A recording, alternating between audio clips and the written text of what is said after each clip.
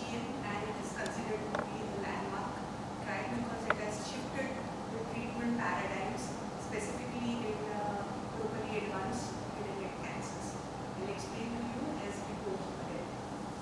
So what actually is immunotherapy? As we all know, our normal immunity of our body consists of the immune cells, the lymphocytes and macrophages, and we have two types of immunity: the innate immunity with which we are born with, and the acquired immunity. So the normal immunity patrols the body, identifies and destroys foreign or abnormal cells, including cancer cells. So that is our own body's normal immunity, which can destroy cancer cells also. What happens in cancer is this cancer evades this normal immunity by some cancer cells will exploit the immune checkpoints. So what it does is, on the immune cells there is a off switch which the cancer cells will activate, and it will stop our normal immune cells from killing the cancer cells. So it is disguising the cancer cells and it will escape the immune surveillance. So this is what the cancer cell does. And what the immunotherapy is doing is, there is certain level of immunotherapy molecules which are known as checkpoint inhibitors. And this checkpoint inhibitors will block this evasion signals. It will reawaken our own immune system, and so our own body immune system we are strengthening and recognizing to kill and attack the cancer cells. So the key concept here is that immunotherapy does not directly kill cancer cells. In chemotherapy, all the chemotherapy molecules will directly target the cancer cells, destroy the DNA of the cancer cells and lead to the cancer cell death. But immunotherapy does not directly kill the cancer cell. It empowers our own immune system to do that. So there is something which is known as PD-1 and PD-L1, and these are crucial proteins which act as an off switch for the immune system, preventing T cells from attacking healthy cells. Cancer cells often exploit this pathway by hijacking the PD-L1 to hide from the immune detection, allowing the tumors to grow unchecked. So PD-1 is programmed death 1. It is a receptor protein which is found on the surface of T cells, which are the body's primary infection and cancer fighters. And on the other hand, we have PD-L1, which is a programmed death ligand 1. And this again is a protein which is on the surface of many healthy cells of our body, but also unfortunately PD-L1 protein is found abnormally high in several cancer cells. So what happens is that when PD-L1 binds to, so PD-L1 is present on the cancer cell and PD-1 protein is present on the T cells. So when this PD-1 binds with PD-L1, it sends a signal and tells us T cells to calm down and halt the attack. Okay? So this is how it works. So we have the T cell, and T cell has the PD-1, and there we have the tumor cell, which is the PD-L1. So what it is doing is PD-1 attaches itself with PD-L1, and that is how that T cell is switched off by the tumor cell. So this T cell will now not attack the tumor cell at all. So what we are doing by immunotherapy is, either we are making a drug which is anti-PD-1, so it will stop the PD-1 from binding with PD-L1, or we are making a drug which is anti-PD-L1, so that PD-1, PD-L1 association never occurs. So this will prevent the T cell from switching off. So this is known as immune checkpoint inhibition. So this T cell has PD-1, the cancer cell has PD-L1. And here I am talking about a specific drug which is pembrolizumab, and this pembrolizumab will block the PD-1. So what will happen is PD-1 will not bind with PD-L1, so there is no immunosuppression, and so the T cell is not inactivated, so T cell can attack the tumor cell and destroy it. So again, it unlocks that PD-1 is yes, yes. So program DEATH1, it is a receptor on T cell lymphocyte, acts as an off switch for T cell activity. PD-L1 is a program death ligand, one expressed on the cancer cells. It binds to PD-1 to shut down the T cell response. So pembrolizumab is a monoclonal anti-PD-1 antibody. It will block the PD-1, restore the T cell killing function against the tumor cells. So in all this we are doing a test which is called a combined positive score or a CPS. So we have to measure what is the PD-L1 present and expression in tumor cells and immune cells, and that will be a predictive of the response rate. This is again a schematic diagram of what I have already explained. So what is the role of immunotherapy? So in cancer we use specific immunotherapy drugs which are known as checkpoint inhibitors or CI, and this medication will block the PD-1, PD-L1 connection, effectively taking off the brakes of the immune system, allowing the T cells to target and destroy the cancer cell. So like I said, either you are targeting the PD-1, so you have anti-PD-1 drugs, that is pembrolizumab, going by the trade name of Keynote, and nivolumab, again a PD-1 drug going by the name of Opdivo. So these are innovator drugs, the main drugs which were formed. And then we have anti-PD-L1 drugs like atezolizumab and durvalumab. So how this entire thing came into existence in head and neck cancer?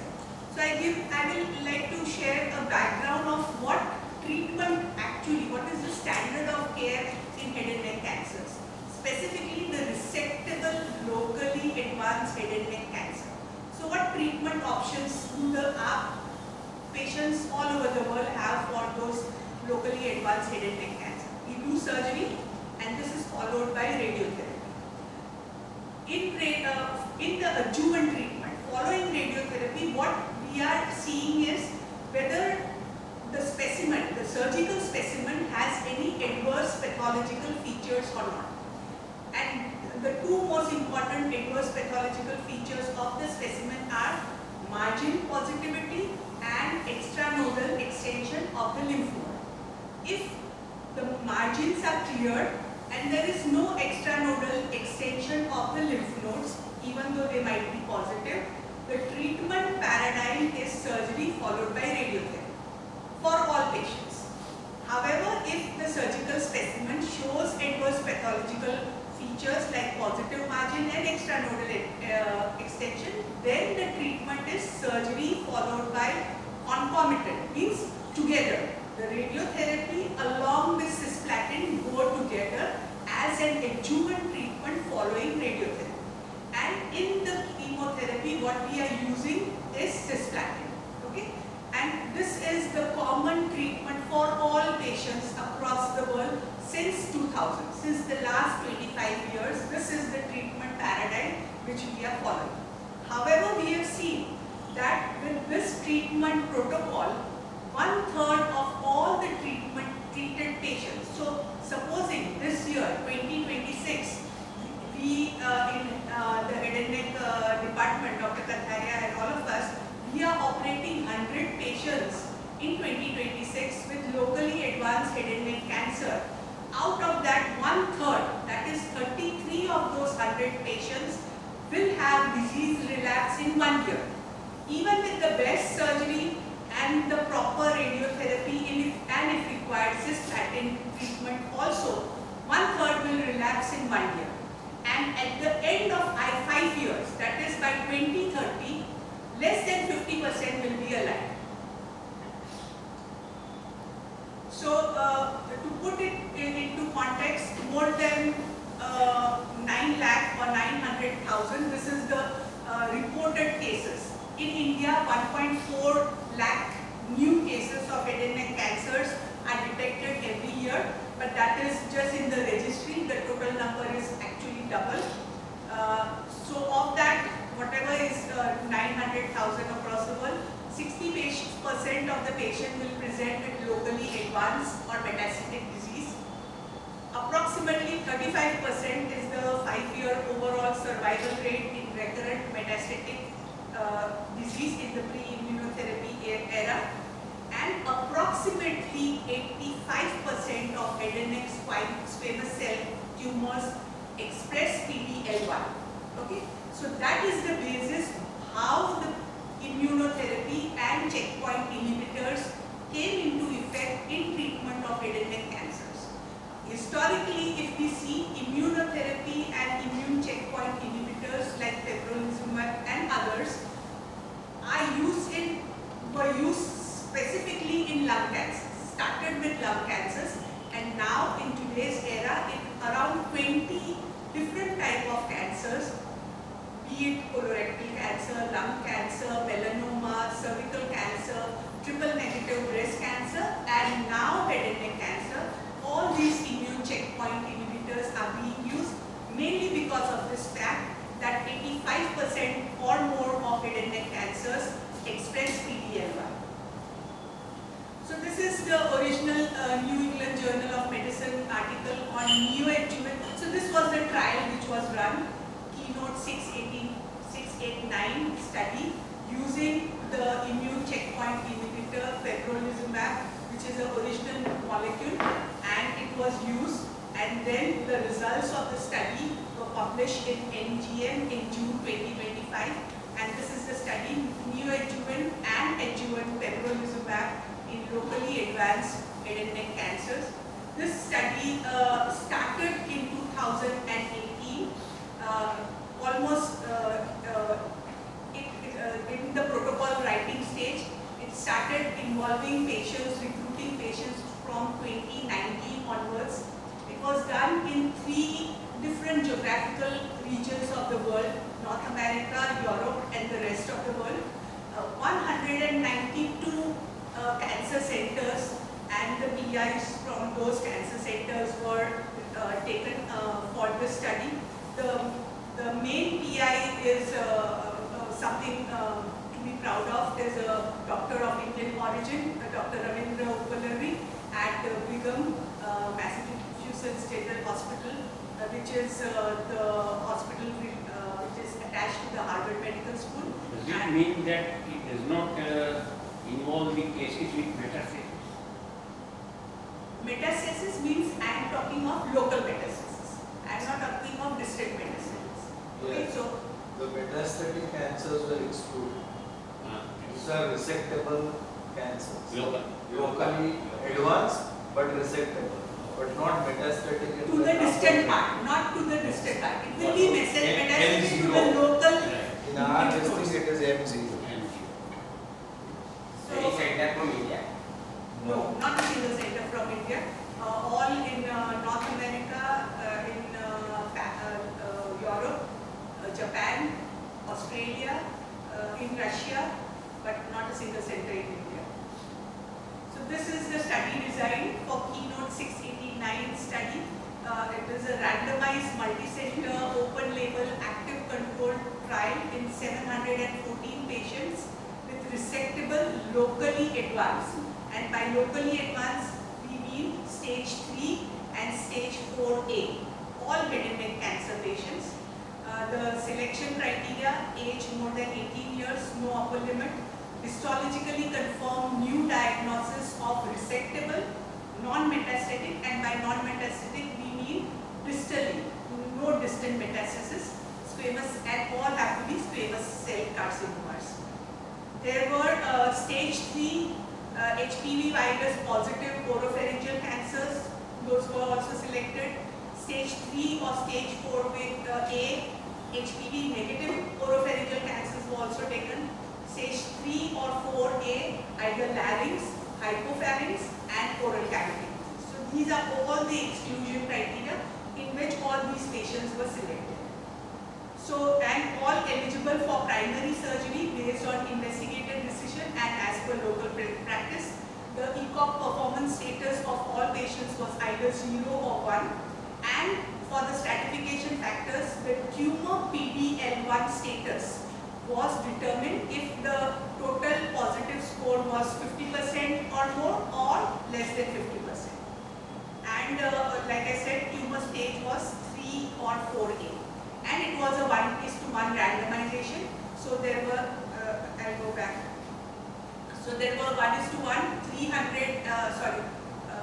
363 patients were in the study arm and 351 patients were in the standard of care arm. And these are all treatment naive patients. So in arm A, what they did was they gave pembrolizumab as a neoadjuvant. So this is never done. So if a patient is eligible for surgery, we do an upfront surgery. But in the pembrolizumab arm, 2 cycles of pembrolizumab, 200 milligram IV for 2 cycles, and it is repeated every 21 days. So 2 cycles of pembrolizumab were first given, followed by surgery, and then followed by adjuvant treatment, which consisted of radiotherapy, cisplatin chemotherapy, again 3 cycles of pembrolizumab every 21 days in the adjuvant setting, and then a maintenance treatment with pembrolizumab for the next 12 cycles. So that was in the study arm. And the normal SOC arm, standard of care arm, consisted of surgery followed by radiotherapy with cisplatin. So this is the 2 different arms, and what we are seeing in the primary endpoints are the event-free survival and the overall survival. Overall survival for the CPS more than 10, more than equal to 10, and also overall survival for CPS more than or equal to 1. And then overall survival for both the groups of patients. So what the median event-free survival showed was the 12-month event-free survival was 40.3% in the pembro arm versus the normal SOC arm, which was 28.3%. But this is a 12-month follow-up. I would like to, I have not prepared that slide, but at the end of 38.3 months, so this trial stopped recruiting patients. All the patients were completed in 2022. And for 3 years, 38.3 months, there was a follow-up of these patients. And in that, they showed that for all patients, the overall survival benefit, event-free survival in the pembro arm was 51.8 months as compared to 30.3 months in the standard of care arms. So there was an overall benefit of more than 20 months with pembrolizumab arm, which is considered to be a statistically significant because this is a randomized controlled trial, which you, as everyone knows, is the gold standard. This is a level 1 evidence, and that is why it is a practice-changing evidence which is produced by this Keynote 689 study. So again, I am trying to explain what the patient received. So in both the arms, patient received cisplatin 100 milligram per meter square for 3 cycles along with adjuvant radiotherapy. If high pathological features, that is positive margin which is less than 1 millimeter or extranodal extension was present at surgery, then cisplatin was added, and accordingly radiotherapy dosing was also changed. So if there were no low risk pathological features were there, then 60 gray radiotherapy was given, that is 2 gray in 30 fraction, which is the normal routine. So it continues for 6 weeks.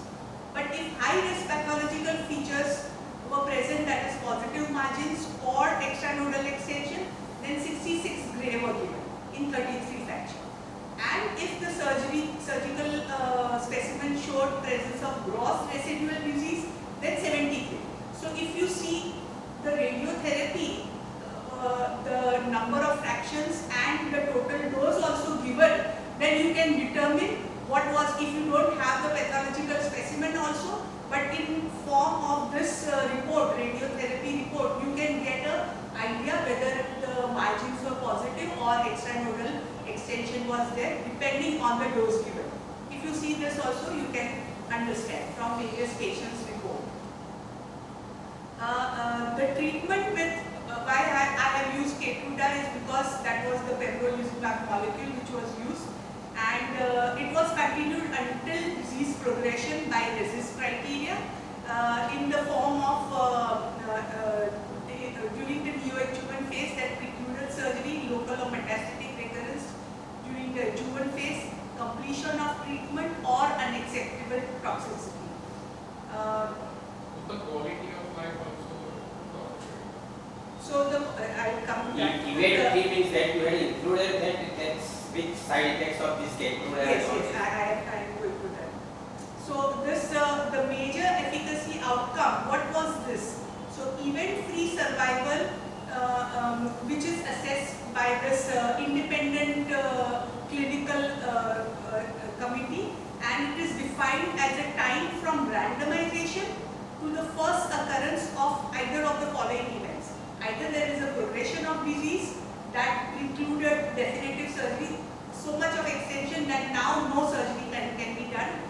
Either there is a local or a distant disease progression or recurrence, or death because of any cause. And the additional efficacy outcome measures were, what was the major pathological response which was assessed by BITR, and what is the overall survival. So event 3 doesn't include the side effects of drug. Yes, it will involve the side effects, but in the immunotherapy, there are very minimal side effects because of the drug. There will be immune-related problems, and I will go to that again. So here the event-free survival event is considered to be a recurrence. Okay, not the side effects like vomiting and toxicity. But Event-free those people survival. who are taking this Keynote and they are complaining of severe side effects like myalgia, No, but severe side effects are not associated with Keynote. The side effects are very minimal. So if you read pembrolizumab molecule, the side effects are very minimal.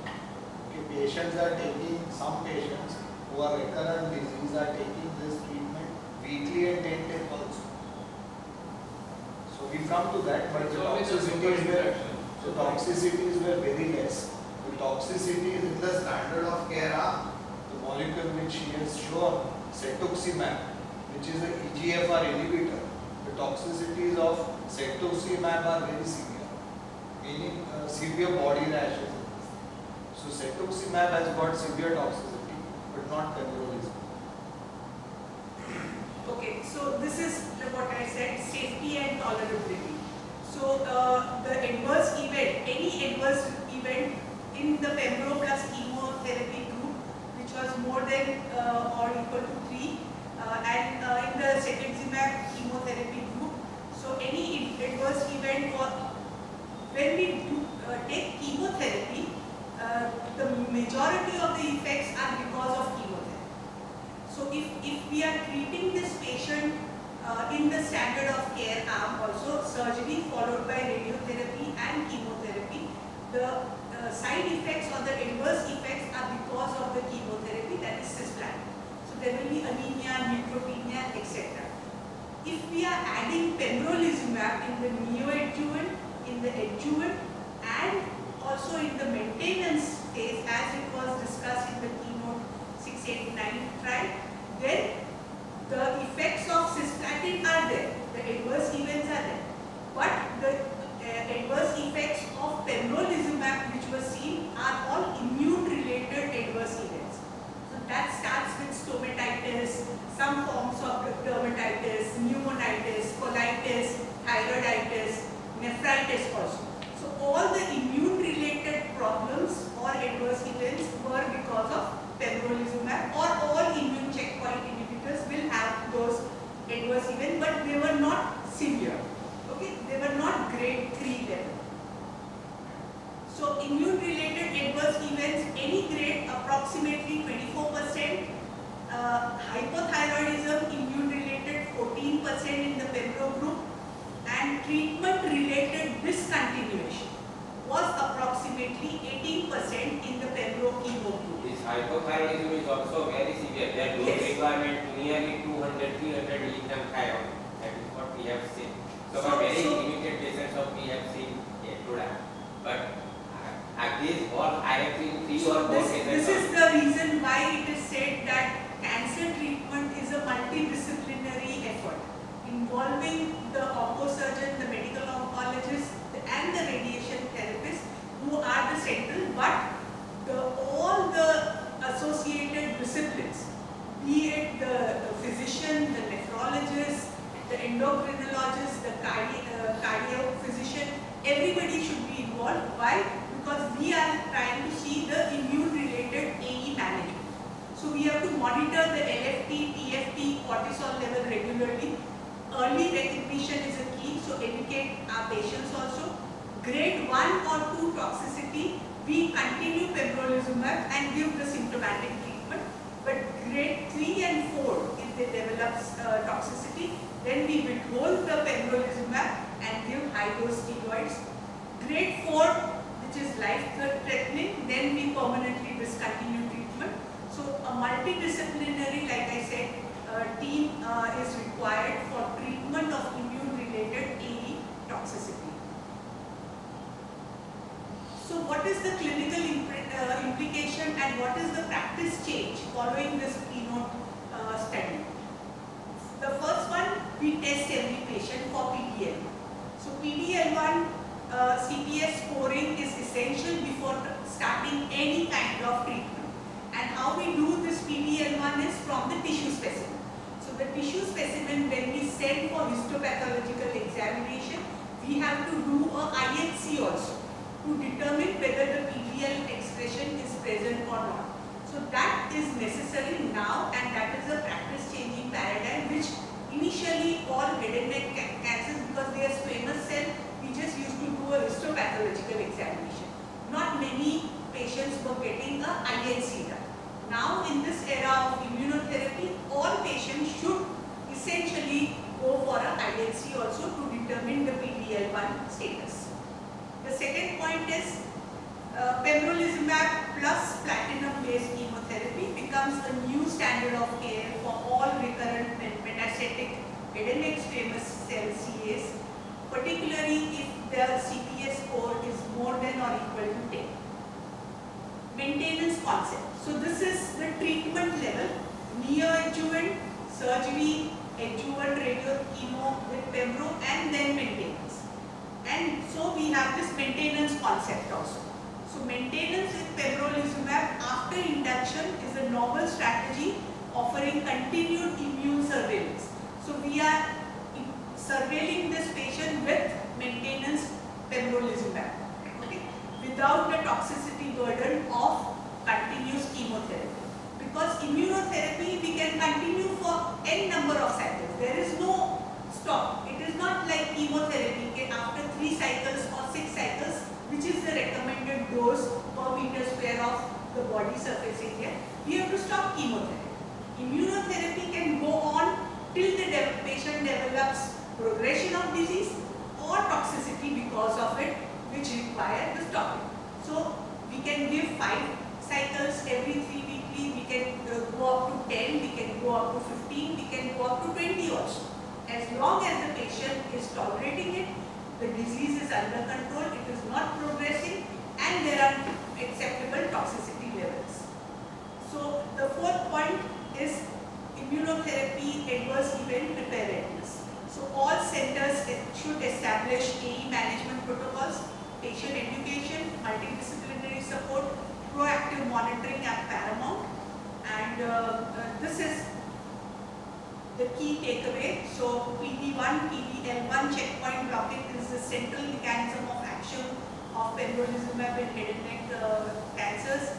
Keynote 689 met all the primary EFS and overall survival endpoints across all the CPS groups, and that's why it is considered a landmark phase 3 trial. In the CPS group, which had more than 10 CPS more than 10 patients derived the greatest benefit because the median overall survival was 16.8 months. Induction plus maintenance pembrolizumab strategy is novel, now clinically validated, so can be used in practice. Immunotherapy related AE management is essential. Centers must build expertise and multidisciplinary pathways. Pembrolizumab plus platinum or 5-FU is now the standard of care for recurrent metastatic head and neck squamous cell CPS. A short thing about pembrolizumab or Keynote. Like I said, monoclonal antibody blocks the PD-1 pathway, helps the patient recognize our own immune system to recognize and attack cancer cell. Revolutionary molecule MSD or Merck has developed this molecule. Initially started with lung cancer, now I said used in 20 different cancers across the body. The retail price of this is 1,65,000 per 100 milligram vial, and the dose is 200 milligram, so this is double. But there is a patient assistance program which Merck runs. So as per the program, we have a few patients who are taking this.